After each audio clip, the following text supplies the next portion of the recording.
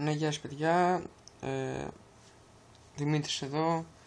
Λοιπόν, σήμερα δεν θέλω, βασικά έκανα και ένα άλλο βιντεάκι που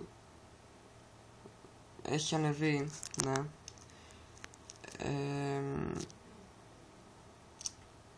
Σήμερα δεν θέλω σε αυτό το βιντεάκι βασικά, δεν θέλω να δείξω το μουρί μου στον Δημήτρη, θέλω να σας πω για αυτό το παιχνίδι στο PSP. Που κατά τη γνώμη μου, κατά την προσωπική μου γνώμη, είναι ένα από τα καλύτερα παιχνίδια που ίσως έχουν βγει για το PSP. Είναι το Gangs of London. Είναι η παιχνιδάρα, έχει όλα τα στοιχεία, έχει παιδιά. Να δείτε. Να σας διαβάσω λίγο εδώ, τι λέει. Πάρτε μέρος στον πιο σκληρό πόλεμο συμμοριών που έγινε ποτέ στο Λονδίνο.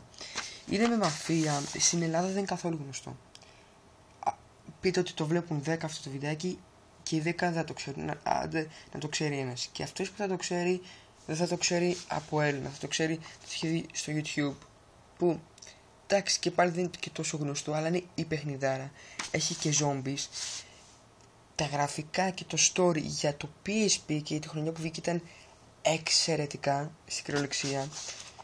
Καινούριο είναι πάρα πολύ δύσκολο να το βρείτε, αλλά άμα το βρείτε το βρίσκετε πάνω από 10 ευρώ. Οπότε καινούριο μην το χάσετε. Ήταν πάρα πολύ μικρό αυτό το βιντεάκι. Θα κλείσω την κάμερα που να είναι. Ήθελα απλά να σας πω για αυτό το παιχνίδι, Gangs of London, στο PSP, ένα από τα καλύτερα παιχνίδια, ναι. Το Gangs of London είναι και με μαφία και με zombies και story Grand Theft σαν το GTA. Είναι λίγο απ' όλα. Περνάτε καλά.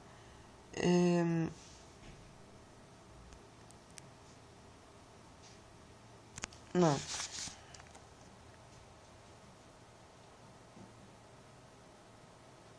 Λοιπόν, αυτό ήταν το βιντεάκι. Μέχρι την επόμενη φορά. Γεια σας.